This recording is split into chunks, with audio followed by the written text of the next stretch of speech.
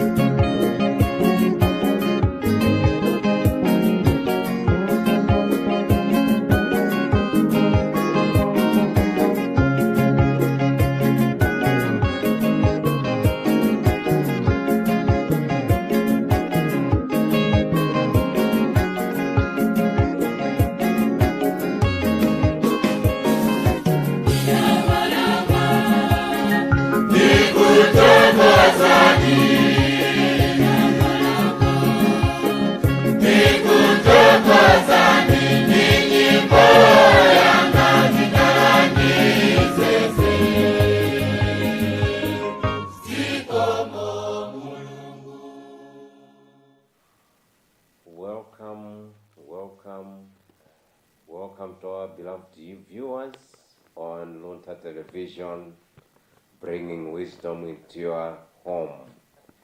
Tikulandireni ino nonse amene mumakonda kuonera Luntha television. Tikulandireni programu iyi ya Ethics of a Christian Worker. Ndipo mwanthawi zonse muli ndine Jacob Mapemba ndakulandirani ndipo ndakondwa kuti muli pamenepo kuonera kanema yanu ya Luntha, kuonera programu ya Ethics of a Christian Worker. Ndipo ndikuti zikomo chifukwa cha ndemanga zonse zimene mumatitumizira, ena mumayimba foni, ndithu kuyamikira mmene programu imene ya Ethics of a Christian Worker imakuthandizirani. Welcome to our viewers, and thank you for the positive feedback that you provide to me through WhatsApp messages, through SMSs, through phone calls. I say thank you and thank you and thank you. Once again, I'm Jacob Mapemba presenting to you this program, Ethics of a Christian Worker.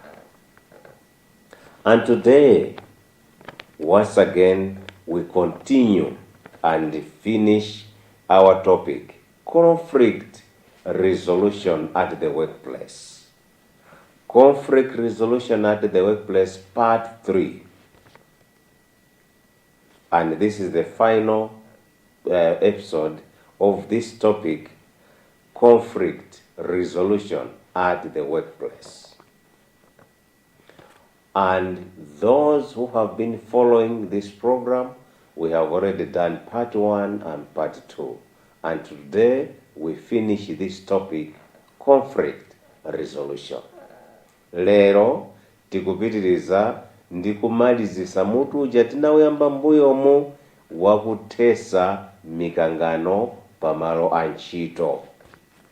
Ndipo programu ndi kutesa mikangano pamalo a ntchito, chigawo chachitatu, part 3.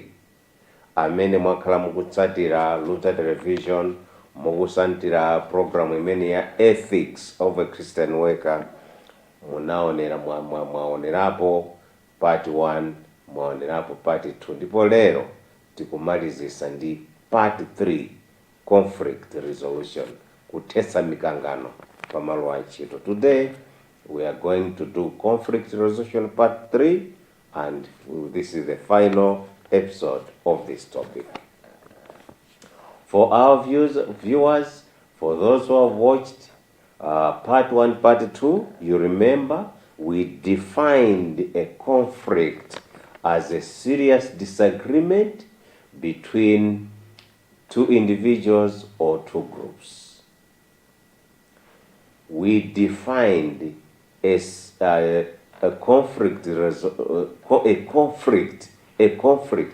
as a serious disagreement between between 2 or 3 individuals, or between 2 or more groups. Mu program mu part 1 tinatanthauzira kuti mikangano imatanthauza kusemphana zochita kapena kusemphana zolankhula, kusemphana maganizo pakati pa anthu awiri kapena magulu awiri, mwina kapena kuposerapo.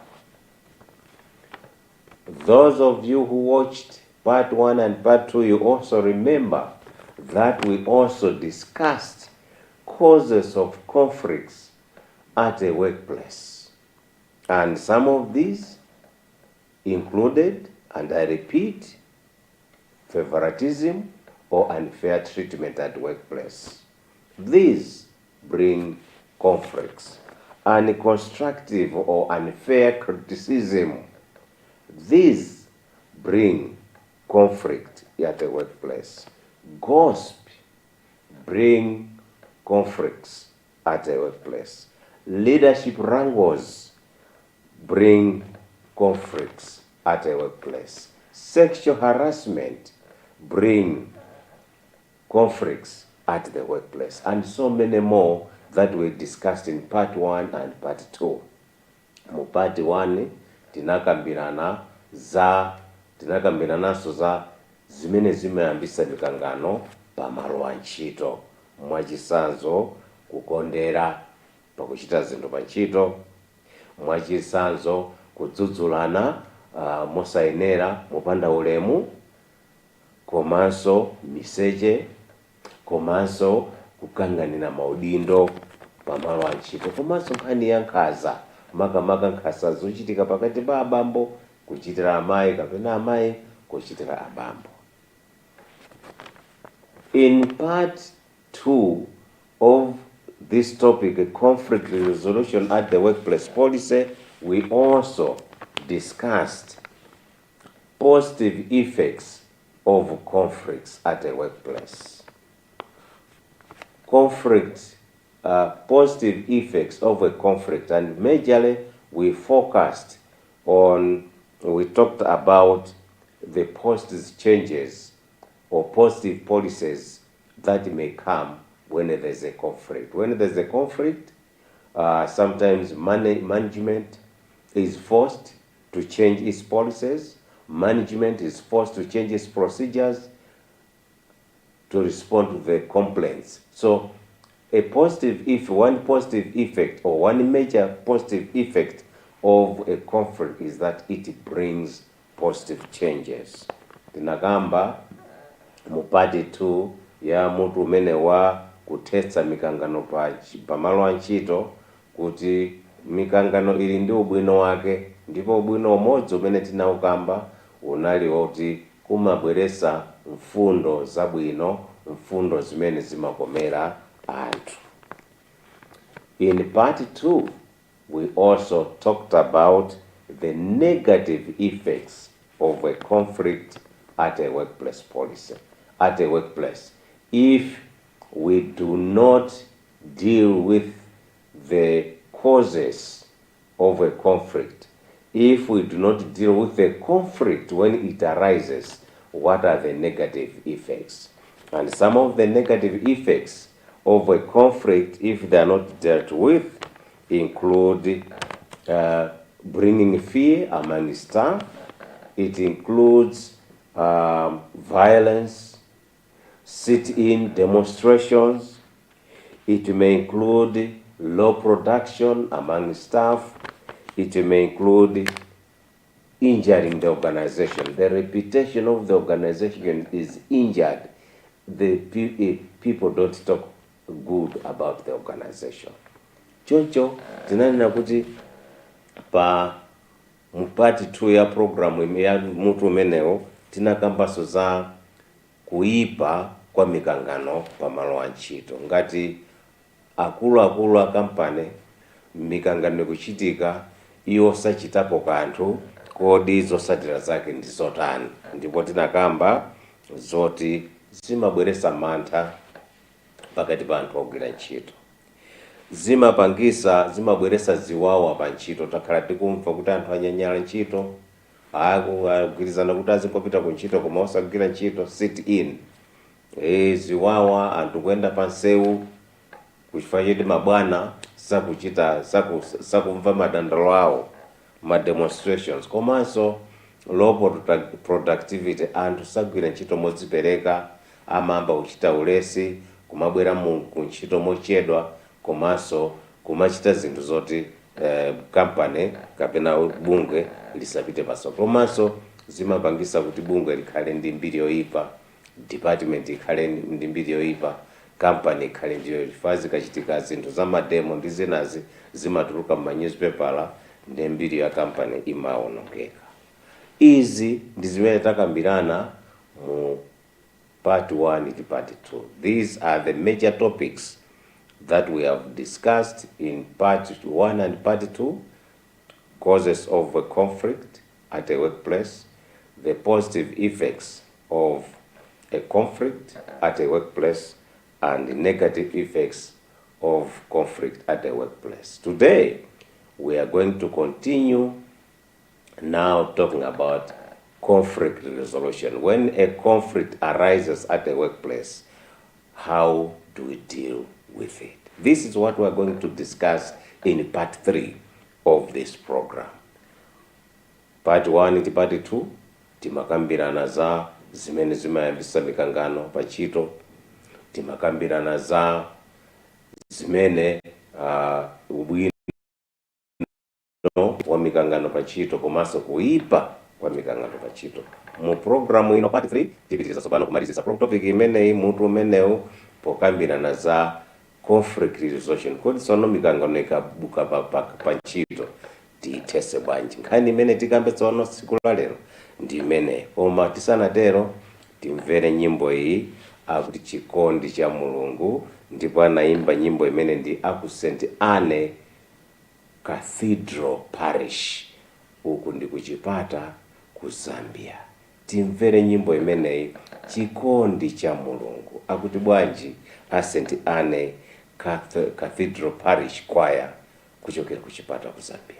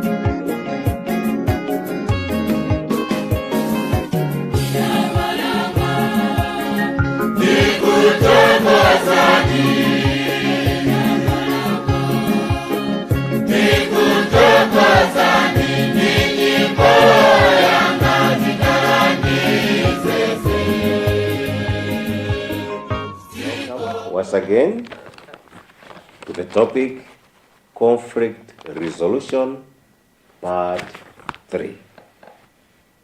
Conflict resolution part 3. I have refreshed your mind. I have repeated the major topics that we discussed in part 1 and part 2 on this topic of conflict resolution at a workplace. Today, we are going to finish this topic by talking about conflict resolution.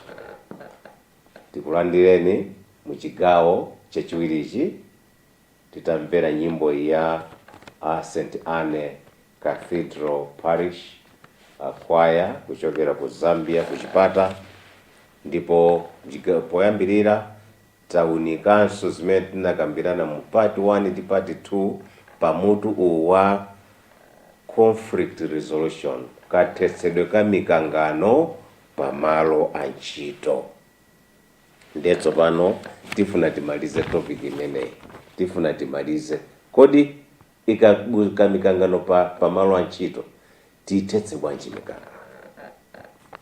How do we resolve conflicts at a workplace when they arise? What are the steps that we should undertake to resolve these conflicts?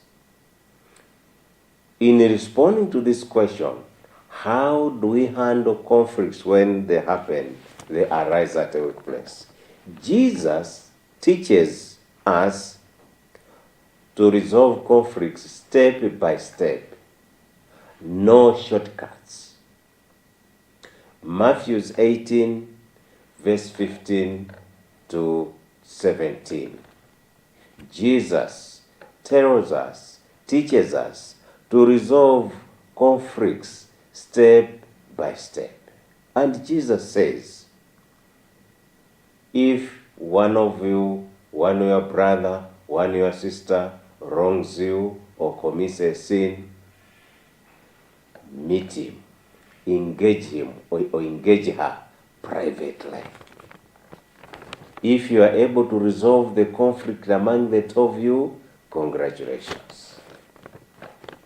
But if it fails, then bring one or two people to help you to resolve the conflict. And if you are able to resolve the conflict, congratulations. And Jesus said, but if step 2 fails, then you call the whole church so that they can come and try to resolve the conflict. And if it fails, then you consider that person as an outsider.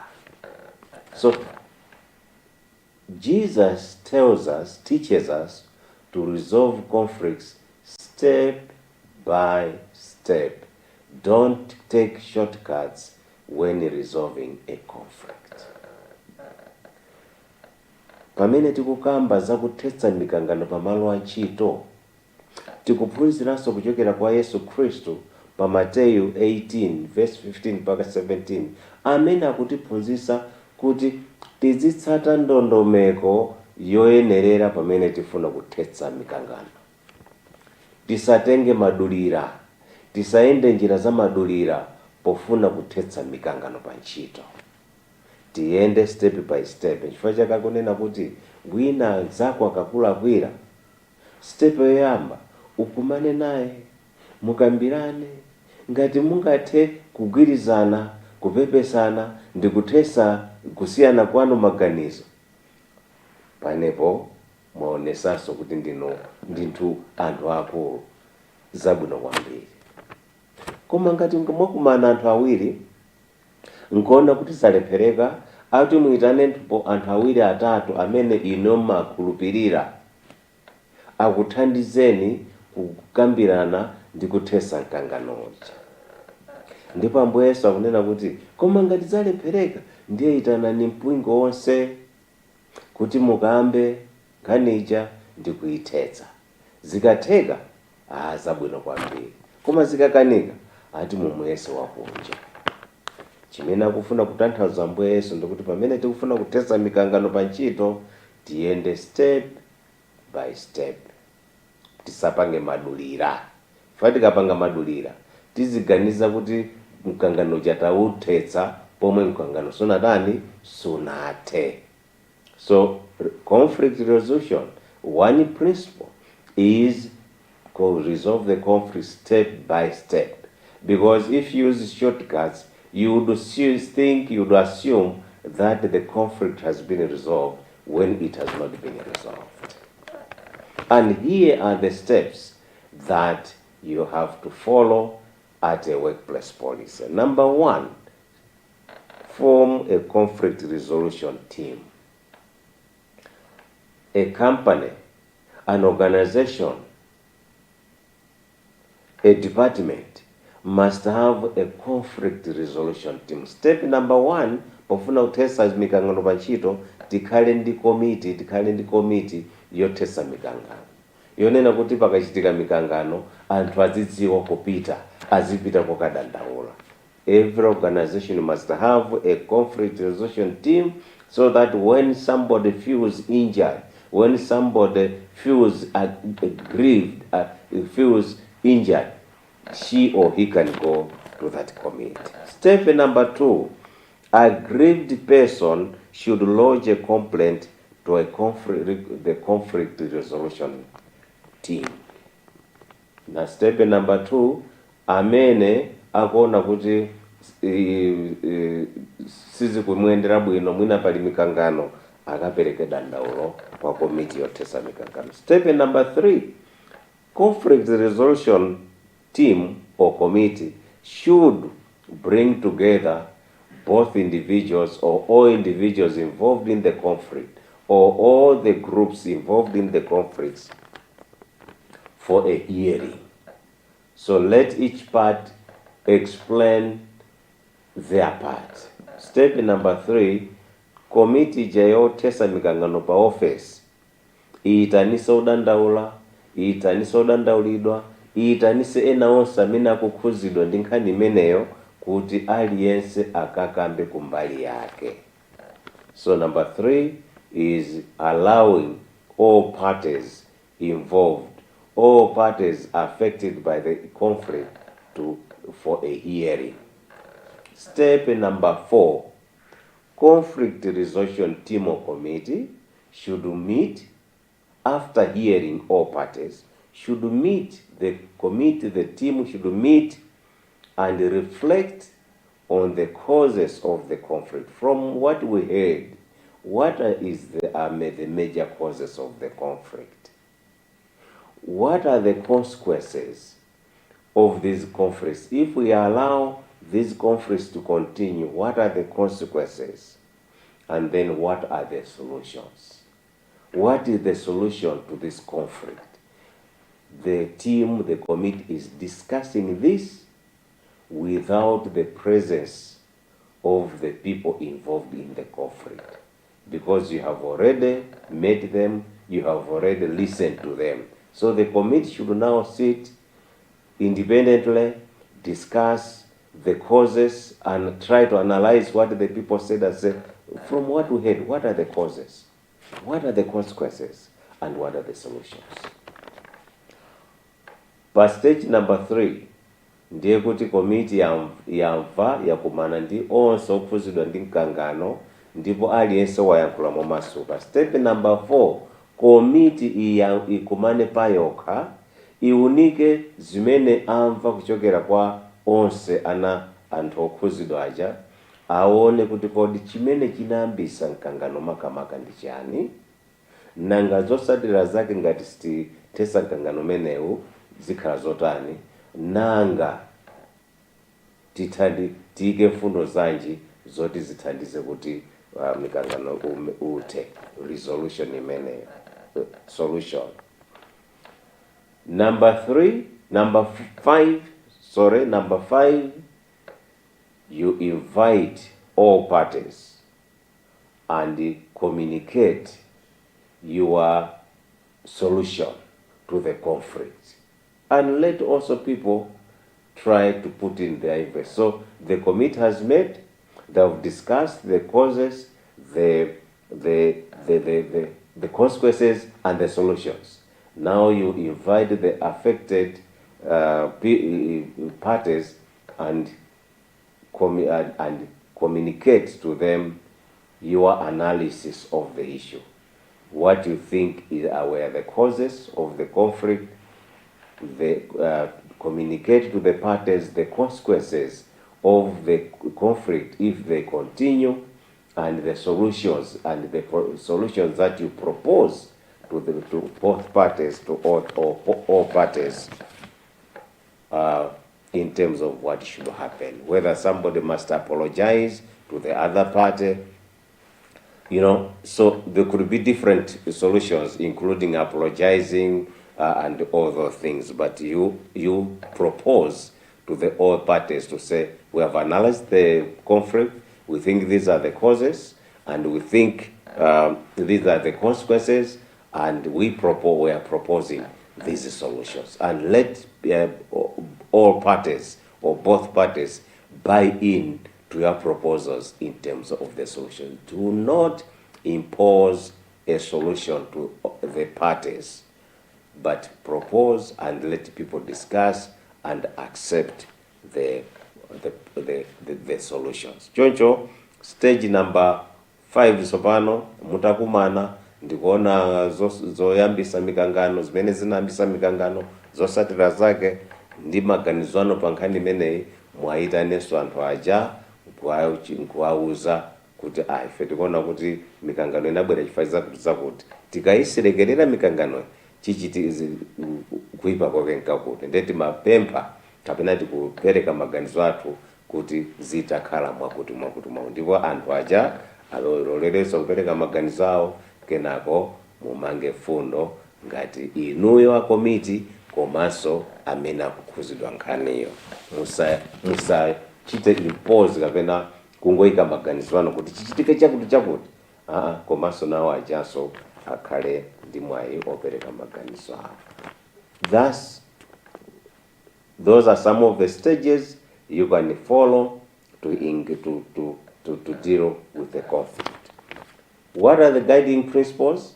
In brief, as you undergo these 5 steps, what are the guiding principles? 1, ensure resolution is mutually acceptable by both parties. No party should feel the won or lost. I repeat, ensure resolution is mutually acceptable by both parties. No party should feel the won or lost. Pamene mukupanga mukusata njira zisanu zija zokukonzera zothesera mikangano pa malo antchito, chinthu chimodzi, mfundo imodzi mwena kuiona sisa ndionena kuti pamapeto pa zonse zimene mugwirizane zikhale zoti magulu onse awiri ngati zili mikango inena pakati pa anthu onse awiri avomere ndi chigamulo chanu. Pasakhale wina ochoka pande paja akusangalala kuti wina kumagaza kuti waluza. Chikhale chigamulo, chikhale choti aliyense akuchivomera. Ngati kuli kupepesa, opepesa avomerenso mwaufulu wake kupepesa. Munthu mukakakamiza munthu kupepesa ndiye kuti mikangano sinatha. Guiding principle number 2, when there is a conflict of interest among members of the conflict resolution team, they should excuse themselves. If any member of the conflict resolution team or committee is an interested party, maybe a relation or to one of the individuals or close to one of the individuals, they should excuse themselves when dealing with this. Ngati pali ena amene ali mu committee amene akuoneka kuti ndi okhuzidwanso pa nkhani zimene zimwina amene akukhuzidwa mwina ndi wachibale kapena ndi amayendera limodzi, munthu amene azichosemo mu gulu limeneli kuti pakhale chilungamo. Number 3, guiding principle. If there is a mistrust from both parties, use a mediator. If there is a mistrust from both parties, use a mediator or a neutral third party to help. Ngati mubungwe, mukampani, muli ndi conflict resolution team, koma onse okhuzidwa sakuikhulupirira komiti imeneyi, ndi kuti muitane wapadera, amati third party, kuti azathandize kuthetsa mikangano. Terekeze ine ndi wina takangana, ndiye amene tiko ali mu komitaja ine sindikuwakhulupirira, nzanga sakuwakhulupirira, ndiye kuti ngakhale apange chigamulo sitichivomera, ndiye tikafika pamene pachi tiyenera kupempha wina oti abwere kuti azathandize. Pachizungu amati third party kapena mediator. Guiding principle, the last guiding principle, during hearing of both parties, foster constructive criticism and honest discussion. During hearing of both parties, foster constructive criticism and honest criticism. Pamene mukubweresa onse pamodzi okhuzidwa kuti akambirane, muvomere kuti anthu ayankhule mwaufulu, ayankhule zakukhosi kwawo, osati kuti ayi inu takumvani kale mukhale phe. Ndiye kuti simu mikangano imene sitha, mulole aliyense ayankhule zakukhosi kwake, ndipo pamene anthu akukambirana mukambirane moti mosakayikirana, mosadulana mawu, koma aliyense ayankhule zakukhosi kwake. Umu ndi mmene mungathesere mikangano pa ntchito. Mukhoza kutsata mmene tanenera, takupasani ma step 5 komanso takupasani fundo zisanu zimene zingakuthandizeni kuthetsa mikangano. In this program, we have concentrated on steps that an organization, a company, a department, an NGO can follow in order to resolve a conflict at the workplace. I have also given guiding principles that can help you achieve better results when you are trying to resolve a conflict at a workplace. I hope this program, this topic, has helped you and has increased your skills on how to handle conflicts at a workplace, especially fellow managers at a workplace. Thank you so much for being there, for watching this program. Jacob Mapemba, I'm saying thank you so much. Ziko mkwambiri munali pamenepo kuonera program imeneyi ya Ethics of a Christian Worker ine Jacob Mapemba. Tisirize ni nyimbo hii, Mbata ya Chiponosyo, oimba St. Francis Choir, Nzuzu Diocese. Akuti mbata ya Chiponosyo, chichewa akuti lipenga la chipulumutso. Tiye timvereni St. Francis Choir, Nzuzu Diocese, akuti mbata ya Chiponosyo, lipenga la chipulumutso. Kodi ndi lipenga li ndi ndani? Yesu Kristo. Akudaliseni nonse sabata imeneyi, adalise mabanja anu, tiye tonse tikondwere, tisangalale. Zikomo kwambiri.